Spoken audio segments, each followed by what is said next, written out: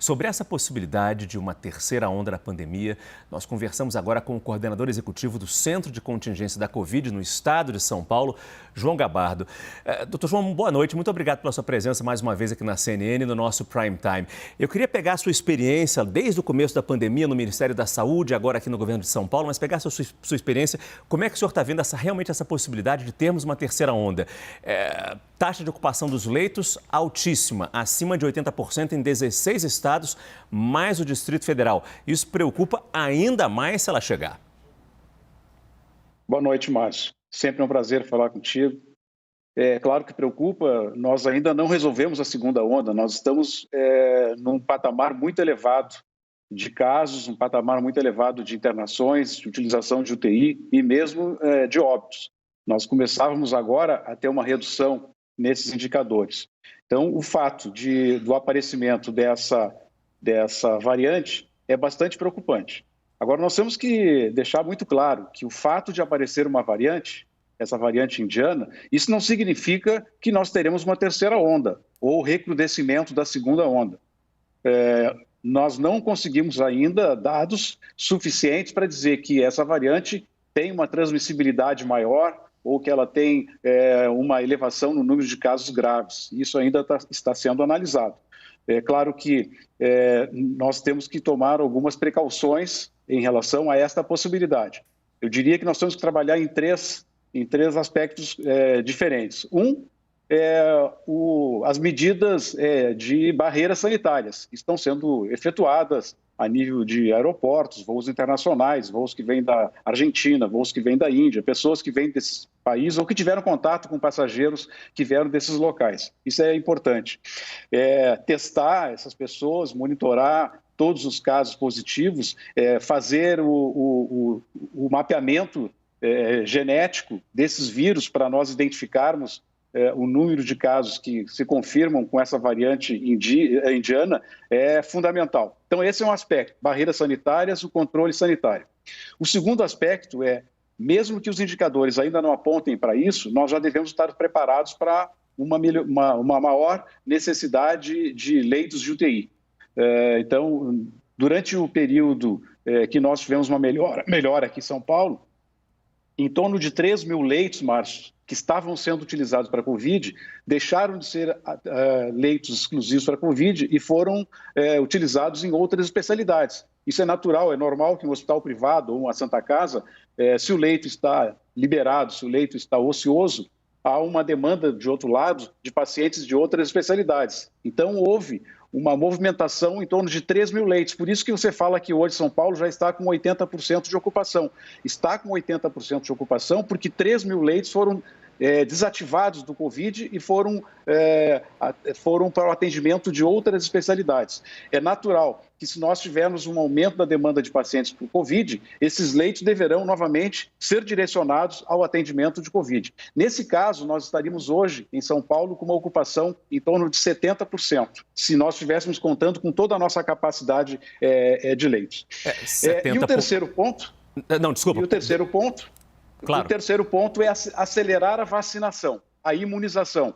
O Ministério da Saúde, na semana passada, divulgou uma planilha com uma possibilidade de entregar no mês de maio 33 milhões de doses. E essas vacinas são quase todas da Pfizer e da AstraZeneca.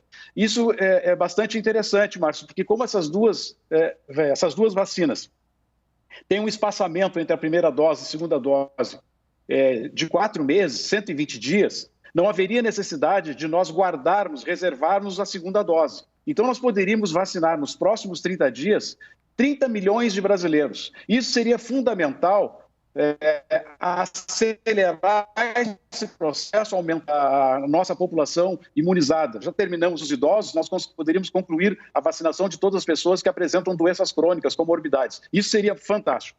Desculpa, eu quase cortei o senhor. Eu só ia falar que 70%, se a gente tivesse todos os leitos dedicados à Covid, mesmo assim ainda é uma taxa que pode ser um pouco mais confortável, claro, melhor que 80, 90, mas ainda assim é uma taxa muito alta. Agora, eu queria entrar com o senhor na questão da combinação perigosa que a gente tem.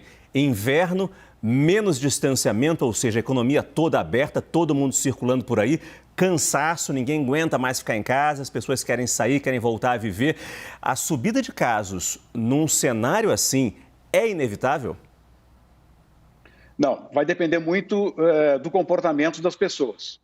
Hoje nós não trabalhamos tanto no ênfase do qual é o local que tem mais risco, se é o comércio, se é o shopping, se é a atividade de trabalho normal das pessoas, o escritório onde a pessoa trabalha, ou se é na escola. Qualquer ambiente, ele pode aumentar ou pode reduzir a capacidade de transmissão. Depende do comportamento das pessoas. Se as pessoas utilizarem máscaras, se as pessoas não ficarem expostas por muito tempo no contato físico, desprotegidos, se as pessoas não aglomerarem, se as pessoas não fizerem confraternizações à noite, final de semana, em que tiram a máscara, conversam, bebem e aumenta a transmissibilidade da doença, isso pode acontecer, é uma tendência. Por isso que a gente espera que nesse momento em que é muito difícil voltar a fechar todos os setores econômicos, voltar a fechar o comércio, voltar a fechar o shopping, voltar a fechar tudo aquilo que a gente conseguiu reabrir com muita dificuldade. Nesse momento, o que se pede é que as pessoas melhorem o seu comportamento em relação ao uso das máscaras, ao distanciamento, à possibilidade de não haver aglomeração, e nós estamos pedindo para todos os setores econômicos, porque o governo vai investir bastante nisso, em testagem. Uma testagem diferente do que se fez inicialmente, Márcio, porque o exame PCR-RT, ele demorava 7 de 8 dias para ter o resultado. Ele era muito difícil de ser operacionalizado. Quando vinha o resultado, o paciente, a pessoa, se tivesse positivada, ela já tinha transmitido a doença para um sem número de outras pessoas. Com o teste, com a pesquisa de antígeno, é um teste barato, que é muito eficaz, e ele tem uma eficácia e tem uma 95% de eficácia na sua identificação do vírus, e ele pode ter o resultado em 10 ou 15 minutos. Então, se os empregadores, os diretores de empresa fizerem isso nos seus funcionários, uma vez por semana testarem os seus funcionários, isso vai ter um resultado muito favorável, porque ele pode isolar esse trabalhador, ele não vai contaminar outras pessoas no ambiente de trabalho e vai diminuir bastante a transmissibilidade. Então, nós vamos trocando um pouco a possibilidade da atividade funcionar, mas com investimentos na área de testagem, porque isso pode trazer um grande resultado. E a última coisa, eu insisto, é a imunização. Nós temos que aproveitar essa oportunidade agora e acelerar a vacinação. Márcio, os Estados Unidos, em janeiro, ele tinha em torno de 4 mil óbitos por dia. Os Estados Unidos vacinaram 50% da sua população, 50% da população, e hoje tem 400 óbitos por dia. Caiu de 4 mil para 800. Nós estamos com 25% de imunização. Precisamos acelerar, chegar o mais próximo possível desses 50% que os americanos já conseguiram.